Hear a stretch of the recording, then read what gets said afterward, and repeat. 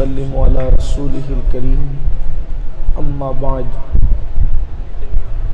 فأعوذ بالله من الشيطان الرجيم بسم الله الرحمن الرحيم قال النبي صلى الله تعالى عليه وآله وسلم خير الناس من ينفع الناس او كما قال صلی اللہ علیہ وآلہ وسلم غوث اعظم بمنے بے سر و ساما مددے قبلہ دین مددے کعبہ ایمان مددے بگرداب بلا افتاد کشتی مدد کن یا معین الدین چشتی پڑھی الصلاۃ والسلام علیک یا رسول اللہ الصلاۃ والسلام علیک یا نبی اللہ الصلاۃ والسلام علیک یا حبیب اللہ وعلی آلک واصحابک یا نور اللہ صلی اللہ تعالی علیہ وسلم۔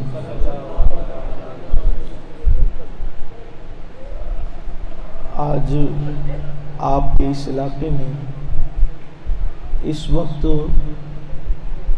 بہت خاص اور مختصر سی محفل میں ہم اور آپ حاضر ہیں، اور چونکہ یہ محفل ایک کلینک کے افتتاح کے موقع پر، اوپننگ کے موقع پر منعقد کی گئی ہے، اسی مناسبت سے حدیث مبارکہ تلاوت کی گئی۔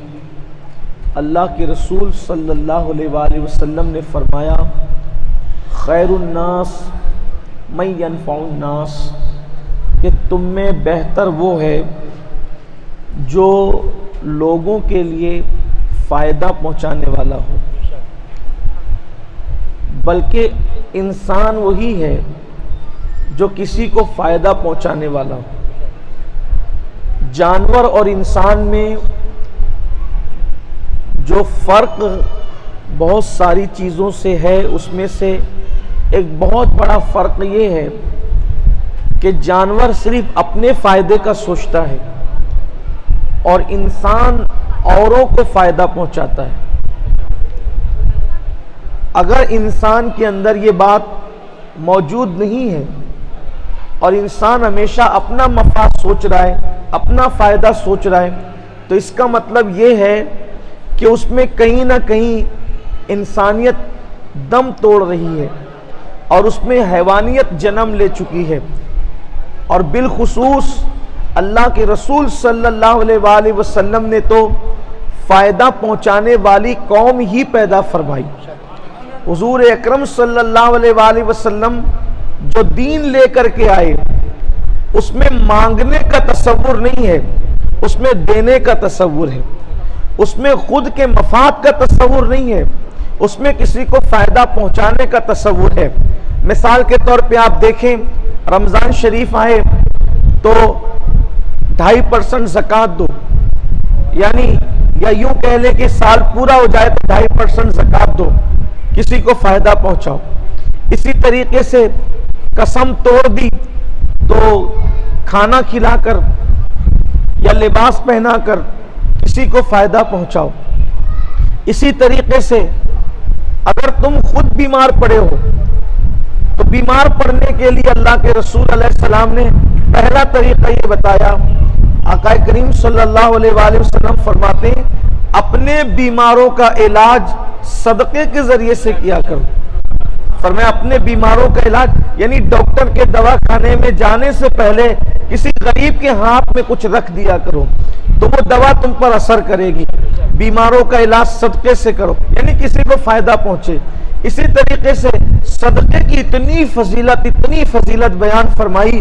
اللہ کے رسول صلی اللہ علیہ وآلہ وسلم فرماتے ہیں کہ صدقہ بلاؤں کو ٹال دیتا ہے، حتیٰ کہ جو تم صدقہ دیتے ہو تو یہ صدقہ تم پر آنے والی بلاؤں سے جنگ کرتا ہے، بلائیں ہار جاتی ہے، صدقہ جیت جاتا ہے، اس طرح تم پر آنے والی بلائیں دور ہو جاتی ہے۔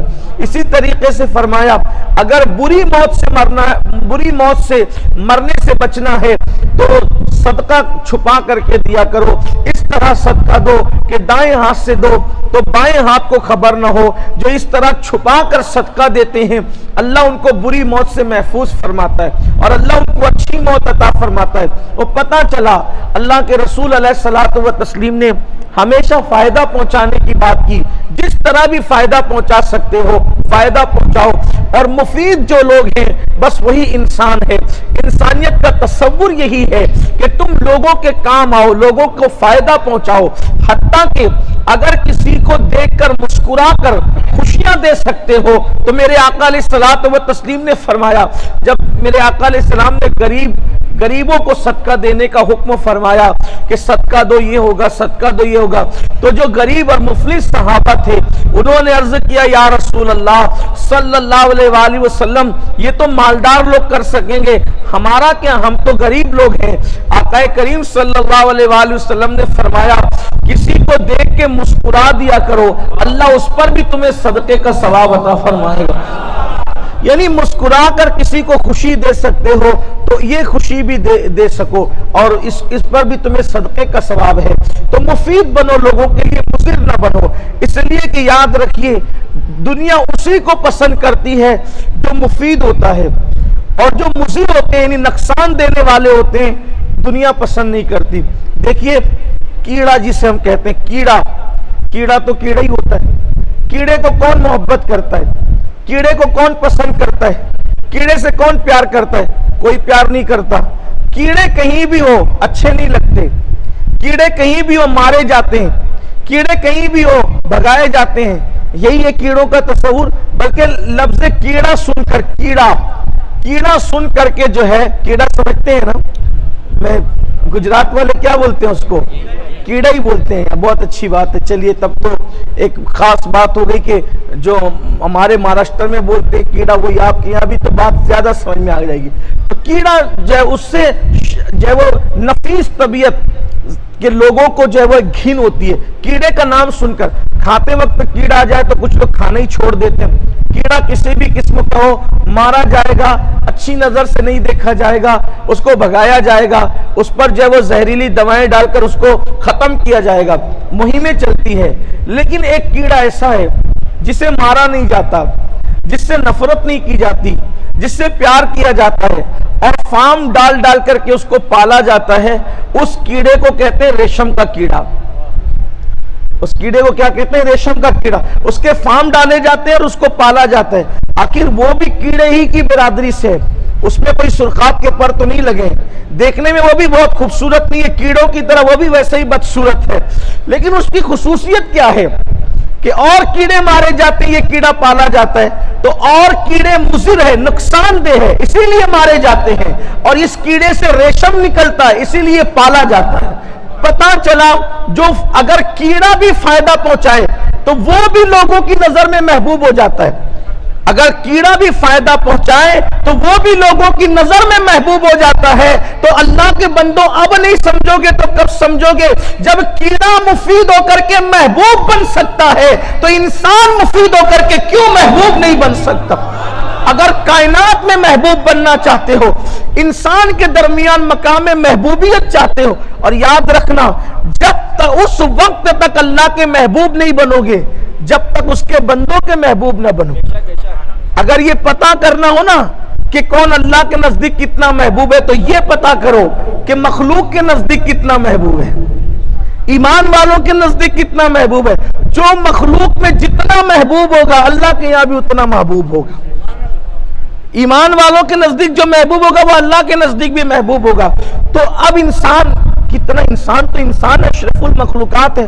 جب کیڑا مفید ہو جائے تو وہ کیڑا پالا جاتا ہے, محبوب ہوتا ہے وہ, تو انسان بہت کچھ بن سکتا ہے خدمت کر کے. تو اپنے اندر خدمت کا جذبہ پیدا کرو, اور بالخصوص انسانوں کی خدمت. اس لیے کہ فرمایا سرکار غریب نواز رضی اللہ تعالیٰ عنہ نے کہ اللہ تک اگر پہنچنا ہے, اگر اللہ تک پہنچنا ہے تو اللہ تک جو راستہ جاتا ہے, گویا جو سرنگ جا رہی ہے قدرت تک پہنچانے والی, تو وہ لوگوں کے دلوں سے ہو کر گزرتی ہے. وہ لوگوں کے دلوں سے ہو کر گزرتی ہے. ایسا کبھی نہیں ہو سکتا کہ آپ بندوں کے دل کو خوش کیے بغیر آپ اللہ رب العزت کی بارگاہ میں محبوب اور مقبول ہو جائیں، ایسا نہیں ہو سکتا۔ اس لیے خلق خدا بہترین عمل ہے، اور سیدنا امام جعفر صادق رضی اللہ تبارک و تعالیٰ عنہ جو سیدنا امام حسین رضی اللہ تعالیٰ عنہ کے سگے پر پوتے ہیں، سگے پر پوتے ہیں امام علی مقام کے امام جعفر صادق فرماتے ہیں کہ زمین پر جتنے ذرات ہیں، کتنے ذرات ہیں زمین پہ کوئی اندازہ ہے؟ جیسے آسمان کے تاروں کی کوئی گنتی نہیں ہے، ویسے زمین کے ذرات کی کوئی گنتی نہیں ہے۔ تو امام جعفر صادق کہتے ہیں کہ جتنے زمین پہ ذرات ہیں اتنے اللہ تک پہنچنے کے راستے ہیں۔ اللہ تک پہنچنے کا کوئی ایک راستہ نہیں ہے، اللہ تک پہنچنے کے اربوں خربوں راستے ہیں۔ جتنے زمین پہ ذرات ہیں اتنے اللہ تک پہنچنے کے راستے ہیں، لیکن جو سب سے شارٹ کٹ راستہ ہے، جو سب سے قریبی راستہ اللہ تک پہنچانے کا، وہ اللہ کے بندوں کی خدمت ہے، خدمت خلق ہے۔ مخلوق کی خدمت جو کرتا ہے وہ بہت جلدی اللہ تک پہنچتا ہے۔ یہاں چونکہ وقت میں بہت گنجائش نہیں ہے تو دو تین باتیں عرض کرتا ہوں اور اپنی گفتگو کو مکمل کرتا ہوں۔ یاد رکھیے، جب مخلوق کی خدمت کرنے ہم نکلے تو ہمیں یہ بھی حکم نہیں ہے کہ مسلمان ہو تو ہی خدمت کرو، مسلمان نہیں ہے تو مت کرو، ایسا نہیں ہے۔ مسلم ہو غیر مسلم ہو، اپنا ہو پرایا ہو، اپنے سے محبت کرتا ہو یا اپنے سے نفرت کرتا ہو، جب خدمت کرنے نکلے تو سب کی خدمت کرو۔ ہمارے مذہب کی تعلیم یہی ہے۔ اس سلسلے میں بہت خوبصورت واقعہ تاریخ میں آتا ہے جو خدمت خلق کے حوالے سے ہمیں بہت ابھارتا ہے۔ آج کل ہمارے نوجوان اپنے ماں باپ کی خدمت نہیں کرتے تو وہ اوروں کی خدمت کیا کریں گے؟ جو اپنے سگے بھائی کا پرسان حال نہیں وہ اوروں کی خدمت، لوگ خود غرض ہو گئے ہیں۔ لوگوں کے اندر یہ ایک چیز بیٹھ گئی ہے دماغ میں، داڑھی رکھو، نماز پڑھو، ٹوپی پہنو، ہم سے بڑا کوئی دیندار نہیں۔ صرف داڑھی ٹوپی اور نماز ہی دینداری نہیں ہے، اس دینداری پورا نظام ہے، مکمل نظام حیات ہے دینداری کا۔ اور یاد رکھنا، اگر کوئی بندہ اللہ کی مخلوق سے کٹ گیا ہو اور نفرتوں کے بیج بو رہا ہو تو وہ سجدے کرتے کرتے اس کی پیشانی ورق کی طرح ہو جائے پتلی، اللہ تعالیٰ اس کے سجدے قبول نہیں کرتا، کیونکہ جس کے دل میں مخلوق کی محبت نہیں ہے خالق بھی اس سے محبت نہیں کرتا۔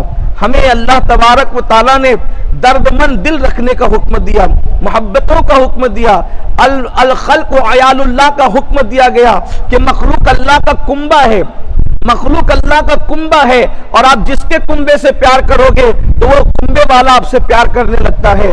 تو اگر آپ اللہ کے کنبے سے پیار کرو گے تو اللہ آپ سے پیار کرے گا۔ اور یہ مخلوق اللہ کا کنبہ ہے، کنبہ سمجھتے ہیں نا؟ ہاں، کنبہ اللہ کا کنبہ ہے، الخلق عیال اللہ، یہ مخلوق اللہ کا کنبہ ہے، اس سے محبت کرو گے تو خالق تم سے محبت کرے گا۔ تو اللہ اکبر، ایک بہت خوبصورت جو صوفیاء کرام کا طریقہ تھا، اصل دین صوفیاء نے پھیلایا، اصل دین صوفیاء نے پیش فرمایا بر صغیر کے اندر، اولیاء اللہ نے پیش فرمایا۔ اور ان بزرگوں میں، ان عظیم ہستیوں میں ایک بہت بڑا نام ہے ہمارے آقا و مولا سیدی سرکار محبوب الہی نظام ملت و الدین خواجہ نظام الدین اولیاء رضی اللہ تعالیٰ عنہ کا۔ ہندوستان کی زمین قیامت تک اس ہستی پر ناز کرتی رہے گی۔ سلسلہ چشتیہ کی آبرو ہے میرے آقا سیدی نظام الدین اولیاء محبوب الہی رضی اللہ تبارک و تعالیٰ عنہ۔ اللہ اکبر، آپ جو ہے اپنی خانقاہ جو غیاث پور کی خانقاہ تھی، آپ کی جو خانقاہ ہے اس علاقے کا نام پہلے غیاث پور تھا، تو وہ غیاث پور کی خانقاہ کی چھت پر آپ ٹہل رہے تھے، اور آپ کے مرید صادق جب محبوب الہی تنہا ہوتے تھے تو اس وقت حضرت امیر خسرو کے سوا اور کسی کو حاضر رہنے کی اجازت نہیں ہوتی تھی۔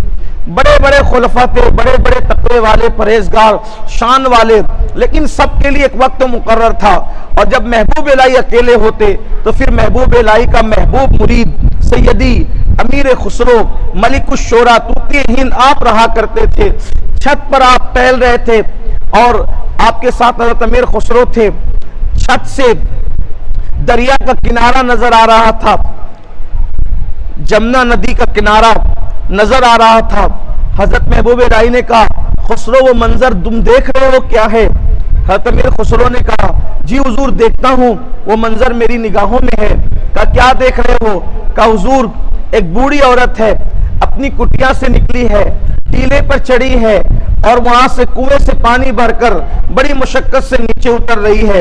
حضرت محبوب الہی نے فرمایا خسرو جمنا کے کنارے جو رہے، میٹھا پانی ہے جمنا کا، وہ پانی لینے کی بجائے وہ کنویں پر جا رہی ہے، بوڑھی ہونے کے بعد اوپر چڑھ رہی ہے، مشقت سے نیچے اتر رہی ہے، جاؤ معلوم کرو ماجرا کیا ہے۔ حضرت امیر خسرو تشریف لے گئے، پوچھا، بوڑھی عورت نے جھڑک دیا ہمارا معاملہ ہے تمہیں کیا ہے؟ کچھ لوگ بہت اکڑ قسم کے لوگ ہوتے ہیں، تو ہمارا معاملہ ہے تمہیں کیا، ہمارے معاملے میں دخل نہ دو۔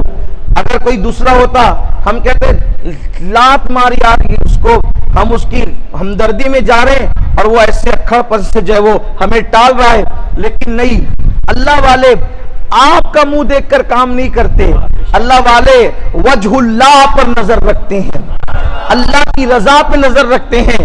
لوگ نفرتیں بانٹے تو وہ محبت ہی بانٹتے ہیں، لوگ دور بھاگے تو وہ قریب ہی جاتے ہیں، لوگ ان کو محروم کرتے تو وہ عطا کرتے ہیں، یہ اللہ والوں کی نشانی ہے۔ حضرت امیر خسرو کو اس عورت نے جھڑک دیا، بوڑھے لوگ جھڑکیاں دینے کے عادی ہوتے ہیں، اور پھر جھڑک دیا تو حضرت محبوب الہی خود تشریف لے گئے، حضرت محبوب الہی خود تشریف لے گئے اور اس بڑھیا کی کٹیا میں جا کر کے کہا مائی تم کنویں سے پانی لاتی ہو جمنا کے کنارے رہنے کے باوجود، کیا مسئلہ ہے؟ کچھ لوگوں کے چہرے ایسے ہوتے ہیں کہ وہاں لوگ ڈھیر ہو ہی جاتے ہیں، وہاں جھڑکیاں دینے کی ہمت نہیں ہوتی۔ انہی چہروں میں ایک چہرہ حضرت نظام الدین اولیاء کا تھا، بڑے خوبصورت، بڑے حسین و جمیل، ایسا چہرہ کہ دیکھیں تو خدا یاد آ جائے۔ اللہ اکبر۔ حضرت امیر خسرو ہی نے کہا تھا توری صورت کے بلہاری نظام، آپ بہت حسن والے تھے۔ بہرحال ایک مقام پر آپ کا وصال کے موقع پہ آپ نے کہا تھا گوری سوئے سیج پر، آپ کے لیے کہا تھا خسرو نے، رنگ کیسا تھا اس کی طرح اشارہ کرتے ہیں، کہتے گوری سوئے سیج پر مکھ پر ڈالو کیش، چل خسرو گھر آپ نے شام بئی سو دیس۔ آپ نے حضرت امیر خسرو نے محبوب الہی کے وصال پر یہ دو مصرے کہے تھے، بہت حسن والے تھے، بڑی وجاہت تھی، بڑا اللہ نے نورانی چہرہ بخشا تھا، اس لیے کہ حسینی سید تھے، آپ حسینی سید تھے، بڑے اعلی نسب تھے۔ تو آپ گئے تو اس عورت سے پوچھا کہ مائی کیا ماجرا ہے؟ تو اس خاتون نے کہا کہ بات یہ ہے کہ ہم لوگ میاں بیوی دو ہیں، ہم لوگ میاں بیوی دو ہیں، نر ناری ہم دو لوگ ہیں، اور ہم دن بھر میں دو روٹی کمانے کی طاقت رکھتے ہیں، بوڑھے ہو گئے ہیں، دو روٹی کمانے کی طاقت رکھتے ہیں، ایک میں کھاتی ہوں اور ایک میرا شوہر، ہم کھا لیتے ہیں اور اسی پر ہم 24 گھنٹے گزارتے ہیں۔ اور چونکہ کھارا پانی ہم کنویں پر جا کر کے، ٹیلے پر جا کر کے مشکل سے مصیبت سے لاتے ہیں، اس لیے آپ کو مسئلہ ہے کہ ہم میٹھا پانی کیوں نہیں پیتے اور ہم کھارا پانی کیوں پیتے ہیں کنویں سے لا کر؟ تو اگر ہم جمنا کا میٹھا پانی پیئیں گے تو یہ روٹی جلدی ہضم ہو جائے گی اور ہمیں 2 کی بجائے 4 کمانا پڑے گا۔ تو ہم لوگ غیرت مند لوگ ہیں، بھیک نہیں مانگ سکتے، 2 ہی روٹی پر ہم اکتفا کرنا چاہتے ہیں، ہم 4 کے لیے 2 کے لیے ہاتھ نہیں پھیلانا چاہتے۔ تو اگر کنویں کا پانی پیئیں گے تو روٹی دیر سے ہضم ہوگی، کھانا دیر سے ہضم ہوگا، اس لیے ہم کنویں کا پانی پیتے ہیں۔ حضرت محبوب الہی نے فرمایا ایک کام کرو، پانی تو آپ نے میٹھا ہی پینا ہے، اتنی مشکل کے ساتھ کنویں سے مصیبت سے پانی لانے کی کوئی ضرورت نہیں ہے۔ انہوں نے کہا کہ ہم 2 روٹی کہاں سے لائیں گے، ہم بھیک مانگنے کی جو ہے وہ جسارت نہیں کر سکتے، ہماری غیرت اس بات کی اجازت نہیں دیتی کہ ہم لوگوں سے بھیک مانگے۔ تو آپ نے فرمایا 2 روٹی تم کما لیتے ہو، 2 روٹی ہماری خانقاہ سے آ جایا کرے گی، 2 روٹی تم کما لیتے ہو، 2 روٹی ہماری خانقاہ سے آ جایا کرے گی، لیکن ہمیں یہ گوارا نہیں ہے کہ اس عمر میں بھائی آپ ٹیلا چڑھ کر کے کنویں سے پانی نکال کے لائیں، آپ کو تکلیف ہوتی ہوگی، مشکل آتی ہوگی، آپ پریشان ہوتی ہوگی، اس لیے 2 روٹی خانقاہ سے بھیج دیں گے۔ لیکن وہ لوگ مزید غیرت مند تھے۔ اس بڑھیا نے کہا شاید آپ مسلمان سمجھ کر ہماری مدد کر رہے ہیں، شاید آپ مسلمان کہ ہم مسلمان ہیں اس لیے اب ہماری اتنی ہمدردی کر رہے ہیں، مدد کر رہے ہیں. آپ کو معلوم ہونا چاہیے کہ ہم لوگ مسلمان نہیں ہیں. آپ کو معلوم ہونا چاہیے آج سے 700 سال پہلے کی کم و بیش بات ہے، کتنے صاف گو لوگ تھے، ہر مذہب کا آدمی کتنی صاف صاف بات کرتا تھا. تو کہا کہ آپ کو معلوم ہونا چاہیے کہ ہم مسلمان نہیں ہیں. اگر مسلمان سمجھ کر ہماری مدد کر رہے ہو تو پہلے یہ بات جان لو کہ ہم مسلمان نہیں ہیں. محبوب الہی نے مسکرا کے فرمایا مائی مسلمان نہیں ہو تو کیا ہوا، انسان تو ہو، میرا مذہب انسان کی خدمت کرنے کا حکم دیتا ہے، میرے نبی نے انسان کی خدمت کرنے کا حکم دیا ہے. یہ حضرت محبوب الہی کا طریقہ تھا. اور آپ اندازہ فرمائیں ہم بغیر مذہب کی تفریق کیے ہوئے جب تک خدمت کرتے رہے اسلام کی نیا آگے بڑھتی رہی. اور جب سے ہم اتنے خود غرض ہو گئے اب مذہب تو اپنی جگہ رہا، خود کے باپ کی بھی کوئی خدمت کرنے تیار نہیں، خود کی ماں کی بھی کوئی خدمت کرنے تیار نہیں. یاد رکھنا ہزاروں سال مسلح پر گزار دو وہ مقام نہیں ملتا جو اللہ کے بندوں کی خدمت سے مقام ملتا ہے. خدمت جس مقام پر پہنچاتی ہے اس مقام پر ہزاروں رکعت نوافل نہیں پہنچا سکتی. اس لیے خدمت خلق کا ذہن بناؤ، جس فیلڈ سے جس معاملے سے آپ خدمت کر سکتے ہیں. الحمدللہ سنی دعوت اسلامی میں جہاں نماز سکھائی جاتی ہے، جہاں پر روزے کے مسائل بیان کیے جاتے ہیں، جہاں قربانی کے مسائل بیان ہوتے ہیں، جہاں حج و زکوٰۃ کے مسائل بیان ہوتے ہیں، وہیں پر سنی دعوت اسلامی کا ایک شعبہ ہے جسے شعبہ خدمت خلق کہتے ہیں، جسے شعبہ خدمت خلق کہتے ہیں. اس شعبے کے تحت جو ہے وہ اگر کہیں حادثہ ہو جائے تو وہاں کے لوگوں تک ریلیف پہنچانا، اسی طرح غریب بچیوں کی شادی کرنا، اسی طرح جو بچے فیس نہیں بھر سکتے ہیں وہاں کے مقامی لوگوں کا جو ذوق ہوتا ہے اس کے مطابق فیس کا انتظام کرنا، یتیموں کی پرورش کرنا، اسی طریقے سے بیواؤں کی خدمت کرنا، اسی طریقے سے جو ہاسپٹل قائم کرنا، اسی طرح سے جو زخمی لوگ ہیں یا جن کو خون کی ضرورت ہے ان کے لیے خون کا انتظام کرنا، علاج و معالجے کا انتظام کرنا. اس طرح کے شعبہ خدمت خلق کے تحت اور بھی شعبہ جات ہے، لیکن آج کے عنوان سے متعلق یہ شعبہ خدمت خلق ہے. اس کے تحت بہت ساری خدمت کی جاتی ہے. اور یاد رکھنا کسی کو ستا کر سکون نہیں ملتا، کسی کی مدد کر کے سکون ملتا ہے.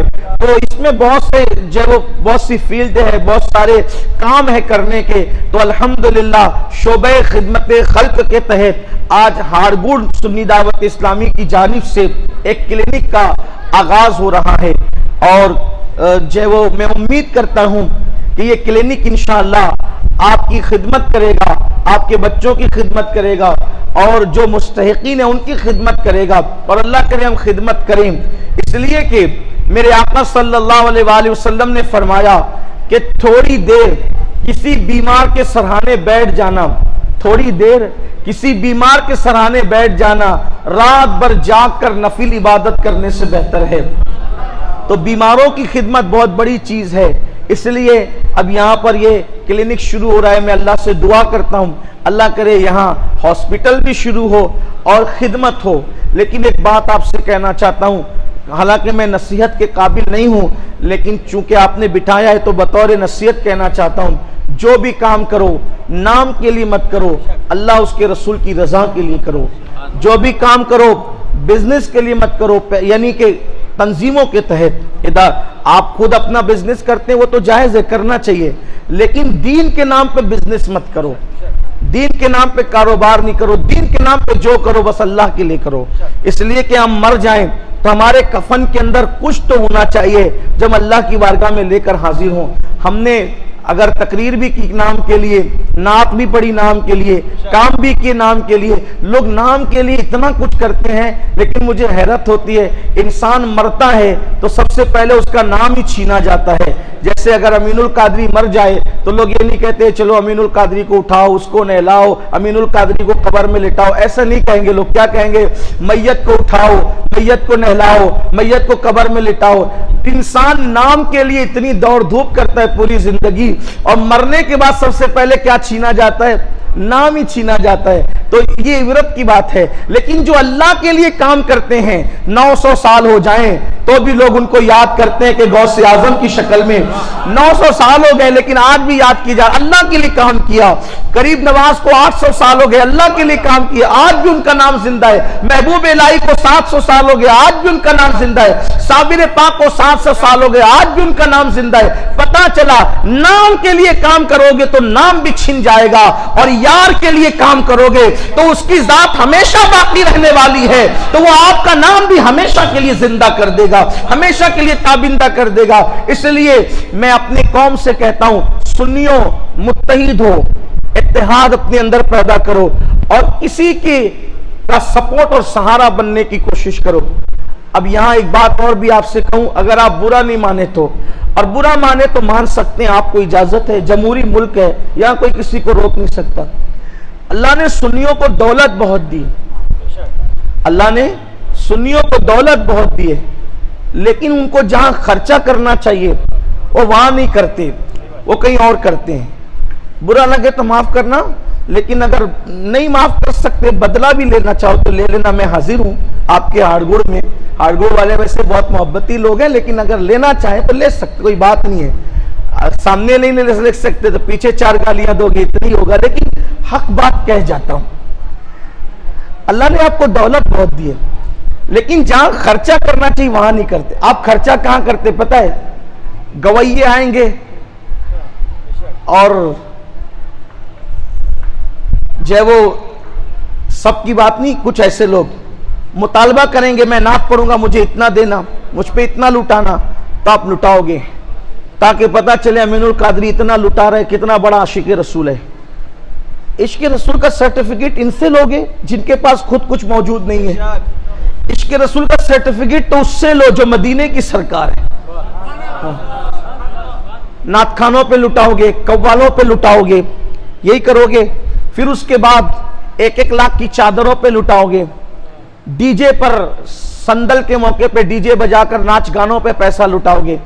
آپ سے میں پوچھنا چاہتا ہوں کہ اگر وہی سنیوں کے پیسے جو آپ بدعتوں پر اور فضول خرچیوں میں ڈال رہے ہو, اگر وہی پیسے آپ اسکول بنانے کے لیے خرچ کرو, کالج بنانے کے لیے خرچ کرو, ہاسپٹل بنانے کے لیے خرچ کرو, اب آپ مجھے بتائیے کہ آپ نے قوال پر 35-35 ہزار لٹا دیے, وہ تو اسی کا پیٹ بھرا نا, اس نے کرنا کیا ہے. لیکن اگر وہی رقم آپ کی ایسے بچے جو یتیم ہے اور وہ فیس نہیں بھر سکتے, غریب ہے, اور وہ واپس ہو رہے ہیں, پیچھے ہٹ رہے ہیں کہ ہمارے پاس فیس بھرنے کو پیسے نہیں, اس لیے ہم نے اسکول نہیں پڑھنا, تو جس کے نام پر آپ نے لٹائے اس قوال نچنیا پر, ابھی میں اس کا مخالف نہیں ہوں, میں محفل سما کا خود قائل بھی ہوں, پوری دنیا میں اس کا اعلان کرتا ہوں کہ سلسلہ چشتیہ کی جو خانقاہی سما ہے, میں اس کا قائل بھی ہوں, اس کا مائل بھی ہوں, اس پر عامل بھی ہوں. وہ سما جو محبوب الہی نے کی, وہ سما جو نصیر الدین چراغ دہلوی نے کی, وہ سما جس میں قطب الدین بختیار کاکی کا وصال ہوا, میں اس کا, اور میں تو اس کو روح کی غذا سمجھتا ہوں. الحمدللہ ہم خانقاہوں کے پابند ہیں اور خانقاہی رسم و رواج کے پابند ہیں, لیکن یہ جو تم نے دقیانوسیت شروع کر رکھی ہے, ہم اس کے مخالف ہیں. ہم مخالف اس کے ہیں کہ یہ جو تم کر رہے ہو کہ جس سے سنیت بھی بدنام, دین بھی بدنام, مذہب بھی بدنام, مسلک بھی بدنام, اس پر تھوڑا سا ذرا نظر ثانی کرو, اس پر نظر ثانی کرو. تو اگر وہ پیسہ آپ اسی ولی کے ایصال ثواب کے لیے کسی بچے کی اسکول کی فیس بھر دو گے, تو میں سمجھتا ہوں کہ وہ لٹانے پر آپ کو جو ملنا تھا, کیا ملنا تھا, اس سے زیادہ آپ سے وہ ولی خوش ہوں گے کہ ایک بچہ اگر پڑھتا ہے, آگے بڑھتا ہے, تو ہماری 3 نسلیں سنورتی ہے, ہماری 3 نسلیں سنورتی ایک کو پڑھانے سے. اسی طریقے سے بہت ساری بچیاں ہیں جن کے لیے شادی کا انتظام نہیں ہے, ہم اس ولی کے ایصال ثواب کے لیے شادی کا انتظام کریں. پیسوں کی کمی ہمارے پاس نہیں ہے, بہت ہے, لیکن جہاں لگنا چاہیے ہم وہاں نہیں لگا رہے, جہاں استعمال ہونا چاہیے وہاں نہیں کر رہے, غلط جگہ استعمال کر رہے. ورنہ اگر ہم نے صحیح جگہ رقم کا استعمال کیا ہوتا, میرے ذہن میں بہت دنوں سے ایک پلان تھا کہ غریب نواز سرکار نے خدمت خلق کی انسانیت کا کام کیا. میں سوچتا تھا کہ آپ کے نام سے کوئی بڑا کام ہونا چاہیے. ہم نے ہمارے شہر مالیگاؤں میں غریب نواز کے نام سے ہاسپٹل کی بنیاد رکھی, غریب نواز ملٹی اسپیشلسٹ ہاسپٹل. سارے علاج وہاں پر ہوں گے الحمدللہ. اور شکر کے طور پہ بتا رہا ہوں کہ اس کا کام شروع ہو چکا ہے, اس کا کام شروع ہو چکا ہے. سارے علاج وہاں پر انشاءاللہ تبارک و تعالی ہوں گے. ابھی چھوٹا شروع کر رہے ہیں ہاسپٹل, اللہ نے چاہا تو بڑا بھی کریں گے, لیکن ابھی یہ بھی کافی ماشاءاللہ اچھے پیمانے پر شروع ہو رہا ہے. حضور کی نالین کا صدقہ صرف اس کی زمین 2.5 کروڑ کی ہے ابھی فی الحال, اور اس پہ تعمیر کا جو ہے وہ بھی 2.5 کروڑ کا ہے. چندے کا اعلان نہیں کر رہا ہوں, میں بتا رہا ہوں آپ کو. اب مجھے بتائیں کہ جب تک وہ ہاسپٹل رہے گا تو مریض آئے گا تو کہے گا میں غریب نواز ہاسپٹل جا رہا ہوں, میں غریب نواز ہاسپٹل سے آ رہا ہوں. غریب نواز ہاسپٹل میں گیا تو ڈاکٹر سے ملاقات ہوئی, بولو وہ لٹانے پر جتنا نام میرے خواجہ کا ہونا تھا اس سے زیادہ نام میرے خواجہ کا ہوگا کہ نہیں ہوگا؟ اور ہم تو یہی چاہتے ہیں. بلکہ ہم نے تو اپنی مسجد کا نام بھی رکھا مسجد یا رسول اللہ. میں نے سوچا مسجد کا نام بھی یا رسول اللہ رکھو, جو یا رسول اللہ کہتا ہے وہ بھی کہے مسجد یا رسول اللہ, جو نہیں کہنا ہے وہ شرک مانتا ہے وہ بھی کہے مسجد یا رسول اللہ. تو اپنی آقاؤں کا نام ہم زندہ کریں نا, اور ان کا نام ہماری وجہ سے تھوڑی زندہ ہے. ہم تو غلامی کر رہے ہیں, ہم تو نوکری کر رہے ہیں, اور غلاموں کو اس سے بڑھ کر کیا چاہیے کہ ایک بار آقا مسکرا دے اپنا کام ہی ہو جائے. اللہ کے بندو ایسا کام کرو. ہم بہت کچھ کر رہے ہیں ایسا نہیں ہے. اس سنی دعوت اسلامی کے ذریعے سے ایک مشن چل رہا ہے کہ اللہ کے ولیوں کے نام سے ایسے کام کرو جس کا ابھی ہمارے بادشاہوں نے جو غلطیاں کی نا, بادشاہوں نے وہ غلطی ہم نہیں کریں, ہمارے مالدار وہ غلطی نہ کریں. بادشاہوں نے بلبلیے بنائے, قلعے بنائے, آج اس کا انجام کیا ہے؟ کھنڈرات میں تبدیل ہے کوئی فائدہ؟ اگر وہ بادشاہ لوگ بھلبلیہ اور یہ زبردستی کے یہ سارے انہوں نے طوفان کیا ہے, اگر قوم کا پیسہ اس طرح برباد کرنے کی بجائے وہ بڑی بڑی یونیورسٹیاں قائم کرتے, بڑے بڑے ہاسپٹل قائم کرتے, اور آج اگر وہ موجود رہتے وہ ہاسپٹل اور وہ یونیورسٹیاں, تو وہ بادشاہ مر کر کے اس کی قبر بھی مٹ گئی ہوتی لیکن اس کا نام ضرور زندہ رہتا. بولو رہتا کہ نہیں رہتا؟ اس لیے اپنا مزاج یہ بناؤ, جو غلطیاں پہلوں سے ہوئی وہ غلطی آپ نہ کریں. آپ اپنی دولت کا صحیح استعمال کریں, آپ رسومات کے پیچھے نہ جائیں, آپ شریعت کے پیچھے چلیں, اللہ کے قانون کے پیچھے چلیں. ہو سکتا ہے پرانے خیال کے لوگوں کو یہ بات بری لگتی ہو, لیکن یاد رکھیے سچائی دیر سے سمجھ میں آتی ہے لیکن سچائی سچائی ہوتی ہے. اس لیے ہمیں چاہیے کہ اب ہم مرنے سے پہلے کچھ ایسے کام کریں کہ اللہ تبارک و تعالیٰ کو ہم راضی کر سکیں. مسجدیں بن رہی ہے, بننی چاہیے, مدارس بن رہے بننے چاہیے, اسکولیں بھی بننی چاہیے. اسی طریقے سے غریبوں کی شادیوں کا اچھا اہتمام ہونا چاہیے. اسی طرح سے خاص طور پر تعلیم کے میدان میں اپنے بچوں کے ساتھ اوروں کے بچوں کو پڑھانے کی کوشش کرو, اس لیے کہ اگر ہم کسی اور کے بچے کو پڑھا دیتے ہیں تو انشاءاللہ تبارک و تعالیٰ وہ اگر پڑھ کر کے اپنے پیروں پہ کھڑا ہو جاتا ہے تو وہ کئی ایک لوگوں کے مستقبل کو سنوارنے کا ذریعہ بن سکتا ہے. اس لیے اللہ کے رسول علیہ السلام نے جو انقلاب 23 سال کی قلیل مدت میں پیدا کیا تھا وہ تعلیمی انقلاب تھا, اور آج ضرورت اس بات کی ہے کہ ہم بھی تعلیم کی طرف توجہ کریں. یہ ہمارے ڈاکٹر صاحبان موجود ہیں, میں ان کو مبارکباد پیش کرتا ہوں. جتنے بھی ڈاکٹرز ہیں اور ہمارے عبدالرؤف بھائی اور جتنے بھی یہاں کے ہمارے سنی دعوت اسلامی کے ذمہ داران ہیں, سب کے نام مجھے نہیں یاد ہے اور سب کے نام اس قلیل مدت میں لے بھی نہیں سکتے. اللہ سب کی خدمت کو جانتا ہے اور وہ سب کو اپنی شان کے مطابق بہتر صلہ عطا فرمائے. لیکن آپ سے یہ کہتا ہوں, دیکھو ڈاکٹری کا جو پیشہ ہے وہ اچھی تجارت بھی ہے اور خدمت خلق بھی ہے, اگر نیت صحیح ہو تو. ورنہ ڈاکٹر لوگ کیا چٹنی بہت کر رہے, کڈنیاں بیچ رہے ہیں, مریضوں کے ساتھ ایسا سلوک مکمل پیشہ بنا لیا. آخری بات کر رہا ہوں بات سمیٹتے ہوئے, ڈاکٹروں کو نصیحت, جو ڈاکٹر بن رہے ہیں ان کو بھی نصیحت. سب ایسے نہیں ہے. دیکھو اگر شراب پہ تقریر ہوتی ہے تو پورا مجمع تھوڑی شرابی ہوتا ہے, جوئے پہ تقریر ہوتی ہے تو پورا مجمع تھوڑی جواری ہوتا ہے, ایسا نہیں ہوتا.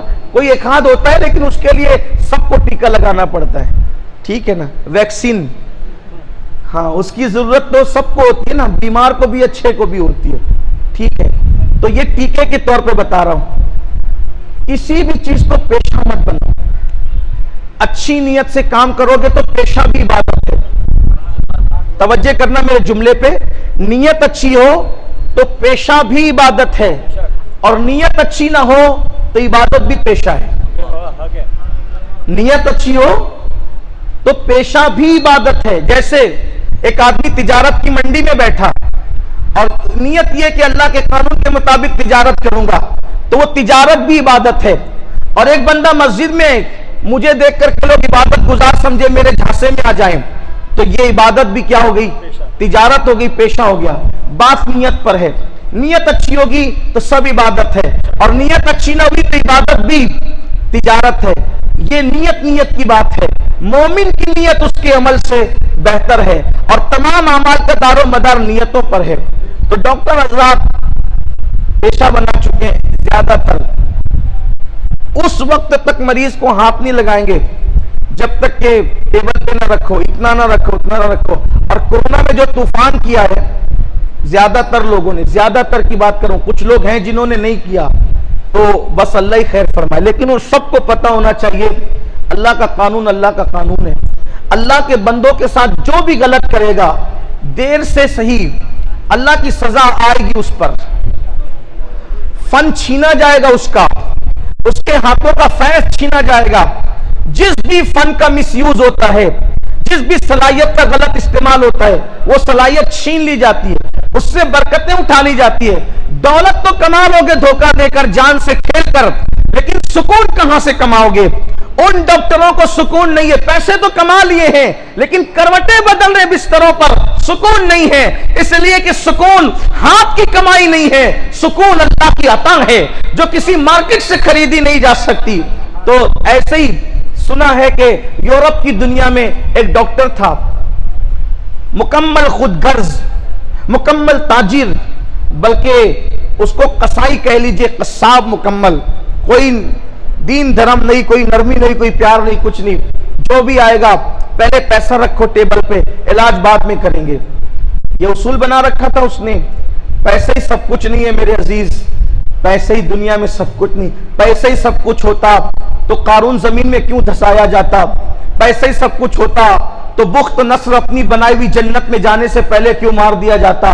پیسے ہی سب کچھ ہوتا تو نمرود لنگڑے مچھر سے ہلاک کیوں ہوتا؟ پیسے ہی سب کچھ ہوتا تو یزید ذلت کی موت کیوں مرتا؟ پیسے ہی سب کچھ ہوتا تو دولت مندوں کی قبروں کا نشان کیوں مٹ جاتا؟ پیسہ سب کچھ نہیں ہے، سب کچھ میرے اللہ کی طاقت ہے، سب کچھ میرے اللہ کی قوت ہے، سب کچھ میرے اللہ کی شان ہے۔ تو اللہ اکبر، اس نے قانون بنا رکھا تھا اس وقت تک کہ مریض کو ہاتھ نہیں لگائیں گے جب تک ٹیبل پر کیش نہیں ملے گا، پیسہ نہیں ملے گا۔ اچانک اس کے ہاسپٹل کے قریب میں ایک ایکسیڈنٹ ہو جاتا ہے، اور ایکسیڈنٹ کے بعد کچھ لوگ قوم کے ہمدرد اس زخمی کو اٹھا کر ہاسپٹل میں لاتے ہیں۔ ڈاکٹر صاحب چلیے چلیے، وہ ایک نوجوان ہے اور اس کا ایکسیڈنٹ ہو گیا ہے، گاڑی چکنا چور ہو گئی ہے، نمبر پتہ نہیں چلتا، لیکن گاڑی بہت قیمتی ہے، تو آپ چلیں علاج کر دیں۔ ڈاکٹر نے کہا تمہیں نہیں پتا، قوم کے ہمدرد بن کر کے آئے ہو، مریض کے ہمدرد بن کر آئے ہو، میرا قانون ہے اس وقت تک میں مریض کو ہاتھ نہیں لگاتا جب تک کہ میں ٹیبل پر کیش وصول نہیں کرتا۔ پیسے رکھو، کہا دیکھو بچہ ہمارا نہیں ہے، ہم ہمدردی کے ناطے اس کو لے کر آئے ہیں، جان بچا لو، کار قیمتی ہے، کسی بڑے باپ کا بیٹا ہے، پیسے تو مل ہی جانا ہے، جان بچا لو، آج نہ صحیح کل، کل نہ صحیح پرسوں پیسے مل جانا ہے، جان بچا لو ڈاکٹر صاحب۔ اس نے کہا کہہ دیا نا میں اپنا قانون نہیں توڑتا، اگر آج اس جان بچانے کے لیے قانون توڑ دیا کل سبھی جان کی دعائی لے کر کے آئیں گے، کس کی جو ہے وہ میں اس طرح سے علاج کروں گا، اس لیے پہلے پیسہ رکھو یا جاؤ۔ ایک شخص دوڑتے ہیں، ڈاکٹر صاحب اس کی سانسیں اکھڑنے لگی ہے، ڈاکٹر صاحب اس کی سانسیں مرنے کے قریب آ گئے، اگر آپ 2 قدم چل لو گے تو شاید بچ جائے۔ کہا نا کہ جب تک پیسے نہیں لیتا، ٹیبل پر کیش نہیں رکھو، اس وقت تک علاج نہیں کرتا۔ کوئی تیسرا دوڑتے ہوئے آئے، ڈاکٹر صاحب اس کی سانسیں ٹوٹ گئی، ختم ہو گئی ہے، چل کے اتنا تو کنفرم کر دو کہ وہ زندہ ہے کہ مر گیا ہے۔ ڈاکٹر نے غصے سے اپنے اسسٹنٹ سے کہا جا تو ہی دیکھ لے کہ وہ زندہ ہے کہ مر گیا، اور بتا کر کے لاش واپس کر دے۔ اس وقت جو ہے اس کا اسسٹنٹ گیا، اور جیسے ہی جو ہے وہ اس لاش کو دیکھا، وہ چیخ پڑا زور سے، ہائے کیا ہوا، ہائے کیا ہوا۔ ڈاکٹر نے کہا چیختا کیوں ہے، کیا قیامت ٹوٹ پڑی؟ کہا ڈاکٹر صاحب کیا قیامت ٹوٹ پڑی، آپ کا گھر ہی اجڑ گیا ہے، یہ جو آپ کا اکلوتا بیٹا تھا نا اسی کا انتقال ہو گیا ہے، وہی مر گیا ہے۔ یہ صورتحال اس کے ساتھ پیش آئی۔ اس لیے یاد رکھیے، اتنے خود غرض مت بنیے کہ اپنوں کے بھی آپ کام نہ آ سکے۔ ہم تو مسلمان ہیں اور ہم جو ہے وہ انسان ہیں، مسلمان ہیں، حضور کے عاشق ہیں، سب کے کام آنا، بلکہ ایک بہت بڑے مفکر نے کہا تھا، صوفی مفکر نے، جملہ آپ کو پسند آئے نہ آئے لیکن یہ ہے بہت قیمتی جملہ، انہوں نے کہا تھا کہ لوگ قبر میں، توجہ کرنا، اس صوفی بزرگ نے کہا تھا، جن کو یار کی پہچان مل جاتی ویسی بات کرتے ہیں، صوفی بزرگ کہتے ہیں لوگ قبر میں اپنے جسم کو سلامت رکھنے کی دعا کرتے ہیں، وہ صوفی بزرگ کہتے ہیں لوگ قبر میں اپنے جسم کو سلامت رکھنے کی دعا کرتے ہیں، لیکن میں سوچتا ہوں اگر میرے جسم کو کیڑے کھا جائیں تو بھی مجھے خوشی ہوگی۔ کسی نے پوچھا کیوں خوشی ہوگی؟ کہا جسم قیامت تک سلامت پڑا رہے گا، کسی کے کام کیا آیا، مرنے کے بعد کیڑوں نے کھایا، کم سے کم اپنا جسم کیڑوں کی غذا بننے تو کام آ گیا، تو مرنے کے بعد بھی اگر کسی کی غذا بن کر کے کام آ سکتا ہوں تو یہ میرے مقدر کی معراج ہے۔